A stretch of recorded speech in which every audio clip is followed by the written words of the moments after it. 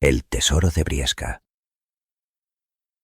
Testarudo y valiente, aquel hombrín insensato se obstinaba en seguir haciendo, bajo el bombardeo de las baterías rebeldes, el inventario del tesoro artístico que el curso de los siglos había ido depositando en aquel lugarón manchego dormido hacía 300 años, en un repliegue de la estepa castellana. ¡Que tiren! ¡Que tiren!, decía. No nos iremos de aquí mientras no hayamos puesto a salvo de sus uñas, desde los cuadros del Greco hasta el último incensario. Cuando entren en Briesca, si entran, tendrán que colocar en el altar mayor una litografía de Franco, y para decir misa, van a tener que vestir al cura con un traje de luces.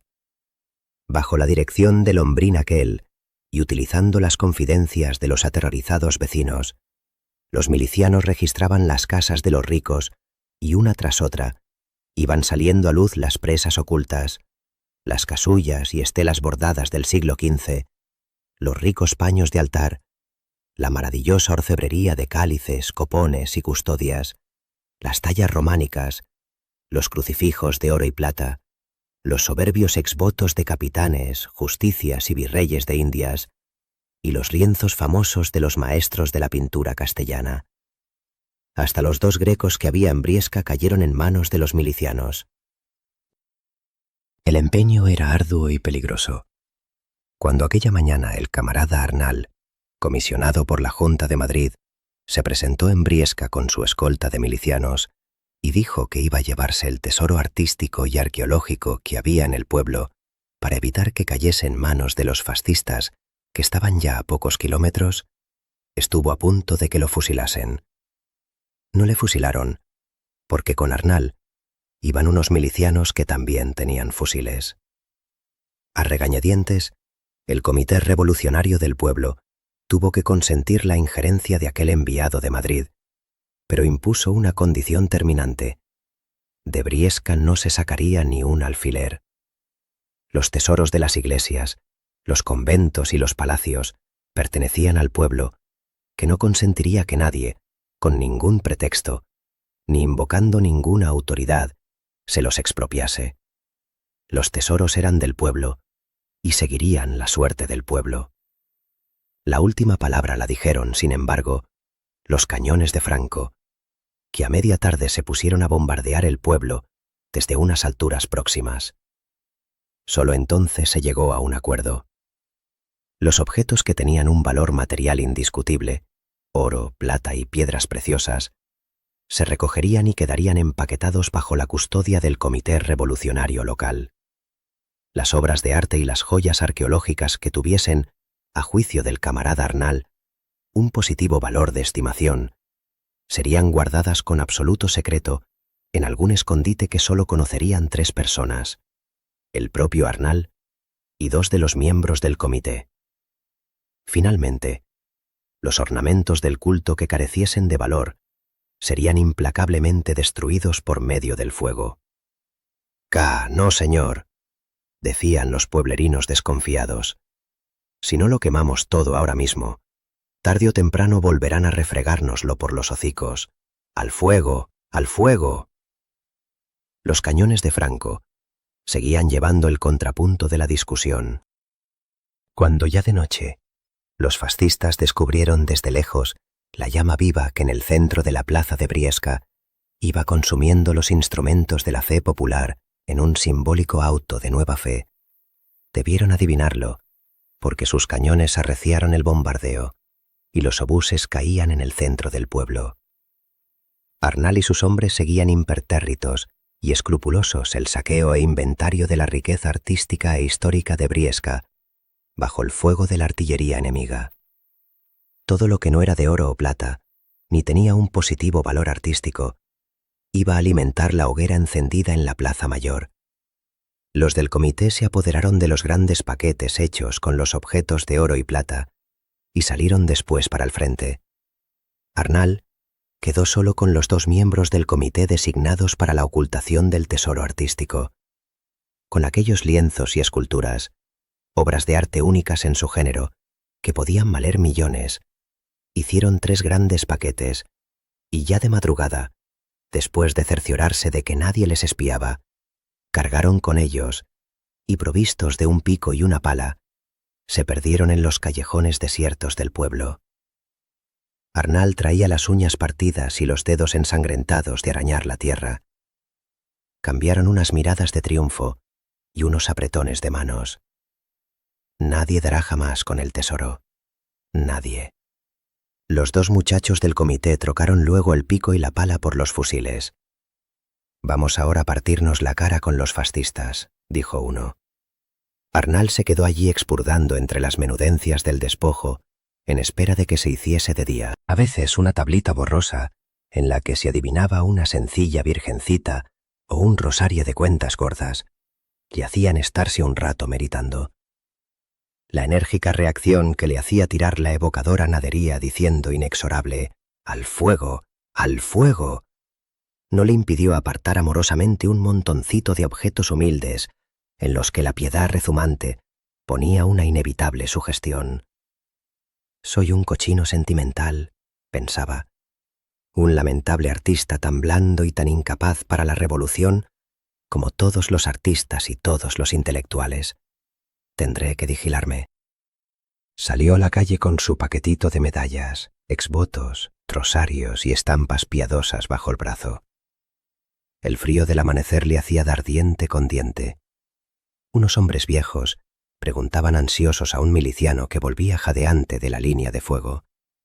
La cosa iba mal. El camión sanitario cargado de heridos que llegó luego confirmó el desastre. Los moros y el tercio habían atacado furiosamente al romper el día. Los fascistas hicieron avanzar los tanques y consiguieron romper la línea de defensa por varios puntos. Los aviones rebeldes, volando a ras del suelo, ametrallaban a placer a los milicianos dispersos por el campo. Tras aquel auto, apareció otro de turismo con 6 u 8 heridos amontonados en el interior y 5 o 6 milicianos despavoridos colgados de las aletas. Contaban que los milicianos habían tirado los fusiles y para escapar más rápidamente se colgaban de los automóviles sanitarios. Cuando los desertores formaban ya un núcleo considerable, hizo su aparición en la plaza del pueblo un auto del que se tiró furioso un hombre que, pistola en mano, se fue hacia ellos increpándoles. «¡Canallas! ¡Cobardes! ¡Os voy a fusilar a todos!». Era el comandante militar del sector, que se lanzaba personalmente a contener la desbandada. El militar se echaba sobre ellos, y al que cogía le abofeteaba rabiosamente. «¡Cobardes! ¡Hijos de perra! Atados codo con codo os voy a poner de parapeto en la primera fila». La mansedumbre de aquellos hombres le exasperaba. Uno de ellos, sin embargo, apartó al militar de un manotazo. Sorprendido por el inesperado desacato, el militar le encañonó. «¡Firme!», le gritó. «¡Firme o te mato!». El hombre se replegó sobre sí mismo felinamente y le saltó al cuello. Sonó un disparo. Cuando el comandante se reponía del encontronazo, se vio al hombre tendido en el suelo que aún se agarraba desesperadamente a una de sus piernas. El militar sacudió con toda su fuerza la pierna apresionada y sintió claramente cómo el tacón de su bota se hundía en la cara ensangrentada de aquel hombre. Cuando levantó la vista del suelo, tropezó con las bocas de 15 o 20 fusiles que le buscaban el pecho. En un instante comprendió que estaba perdido. Levantó el puño cerrado y gritó con voz entera: «¡Viva la República! ¡Viva la Revolución!». Cayó a la primera descarga. Los desertores se dispersaron luego, espantados de su propio crimen. Resoplando fatigosamente por el exceso de carga, apareció luego otro camión sanitario con un racinión de milicianos colgados de la trasera. Arnal lo reconoció. Era uno de los 2 camaradas del comité revolucionario que horas antes estuvieron con él escondiendo el tesoro artístico del pueblo. Tenía un balazo en el vientre. El moribundo resbaló la espalda por el zócalo en que estaba apoyado y cayó exánime sobre las losas del pavimento. El médico de la ambulancia dijo a Arnal al verle inclinado solícitamente sobre el que yacía: «No se preocupe por este, está muerto. Es cuestión de unos minutos. Ayúdeme a atender a estos otros y a desalojar a esa canalla». Un grupo de 20 o 30 Pretendía a todo trance subirse al camión sanitario para huir más aprisa, y hubo un momento en que, ciegos de terror, amenazaron con desalojar a viva fuerza a los heridos para ocupar sus puestos. La bestia humana había roto sus ligaduras. Arnal y el médico, con las pistolas en la mano, los contuvieron. Partió la ambulancia, y Arnal, que se había quedado en la plaza haciendo frente a los desertores, cuando lo vio al fin alejarse, tiró la pistola sintiendo el asco y la vergüenza de vivir y de ser hombre. Volvió al lado del moribundo. Ya nadie más que él sabía dónde estaba escondido el tesoro de Briesca, y pensó satisfecho que, si le mataban también a él, se vengaría llevándose a la tierra el secreto de aquel tesoro, del que ya nadie podría disfrutar jamás. Este pensamiento egoísta le reconfortó. Recogió luego el paquetito de humildes reliquias que había abandonado para atender al herido, y fue a echarlo en el rescoldo de la hoguera sacrílega. Luego, echó a andar por la carretera de Madrid. Los aviones rebeldes pasaban y repasaban sobre su cabeza ametrallando el rosario de fugitivos, que a veces quedaba cortado por las ráfagas de plomo, como cuando se corta de un pisotón la procesión de un hormiguero. Desde Madrid, la guerra se veía como el flujo y reflujo de una gigantesca marea humana, cuyas oleadas impresionantes iban a romperse en el acantilado del frente. De toda la España republicana, llegaban millares y millares de hombres enrolados voluntariamente para combatir al fascismo. Las comarcas prósperas, Cataluña y Valencia, mandaban sus columnas de milicianos soberbiamente equipadas. Las míseras aldeas de Castilla y Extremadura enviaban casi desnudos y armados con viejas e inservibles escopetas a sus hombres del campo, duros y secos como sarmientos, que por primera vez saciaban en los cuarteles de las milicias su hambre milenaria. La punta de acero de las vanguardias fascistas hendía fácilmente aquel informe amasijo de voluntades fervorosas e indisciplinadas que apenas chocaban con la férrea disciplina y la técnica profesional del ejército sublevado, perdían su fuerza imponente y se deshacían como la espuma. Unas tras otras, las columnas de milicianos quedaban aniquiladas tan pronto como entraban en fuego. Los mejores se hacían matar estérilmente, los demás tiraban los fusiles y huían. El improvisado ejército del pueblo no tenía ni jefes ni oficiales. Los pocos militares que se quedaron al lado del gobierno de la República fueron desertando o sucumbieron en el empeño insensato de convertir en soldados a unos hombres que precisamente se alzaban en armas contra todo lo que fuese espíritu militar. Muchos de aquellos infortunados se hicieron matar por sus propias huestes aterrorizadas, a las que pistola en mano intentaban meter en fuego. La reacción de los milicianos cuando se sentían derrotados era fatal para ellos. «Hemos sido vendidos», gritaban invariablemente. «Fusilemos a los jefes». Después, tiraban los fusiles y se volvían a Madrid a poblar los cafés y las cervecerías. Este flujo y reflujo de la marea humana era lo que de la guerra se veía en Madrid. Así fue avanzando el ejército de Franco, casi sin encontrar resistencia. El avance constante del enemigo impuso la necesidad de un técnico de la guerra, de un estratega auténtico. Los milicianos tuvieron que ir a buscarlo a la celda de una cárcel, en la que lo tenía recluido como enemigo del régimen. El hombre que dirigía las operaciones del Ejército Rojo era un general tachado de fascista, que tenía a sus costados dos milicianos que le vigilaban recelosos con las pistolas al alcance de la mano. El primer día que pudo burlar la vigilancia de sus guardianes, aquel generalísimo a la fuerza se pasó al enemigo. Mientras tanto, los teorizantes de los partidos proletarios se aplicaban encarnizadamente a organizar lo que ellos llamaban el nuevo orden revolucionario, es decir, la edificación socialista. Desinteresados de las contingencias de la guerra, creaban a retaguardia una burocracia formidable, encargada de socializar o colectivizar la vida entera del país.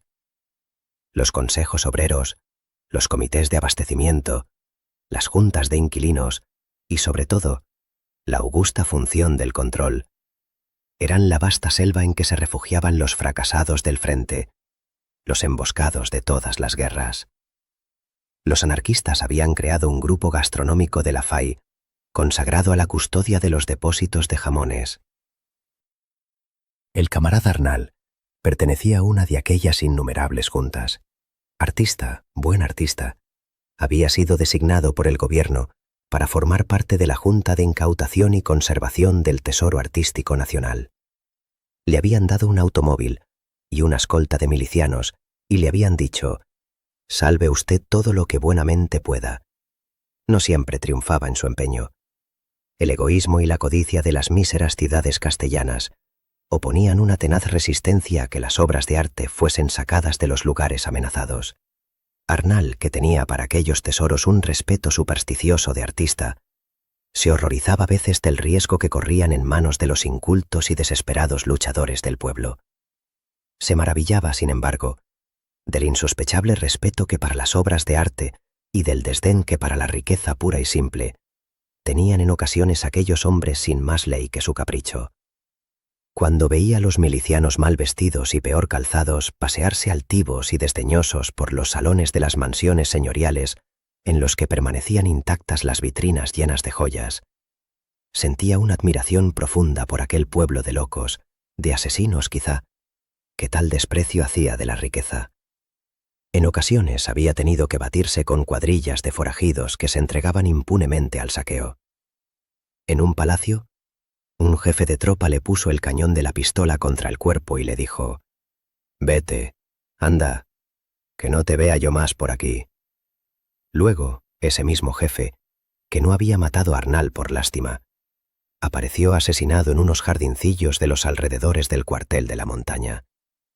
Tenía un balazo en la nuca y, sujeto con su gorrillo, había al lado del cadáver un papel en el que decía: «Por ladrón». Arnal sentía que su tarea carecía de sentido. Correr de un lado a otro para salvar una tela pintada o un cristal tallado a través de aquella vorágine de la guerra se le antojaba insensato.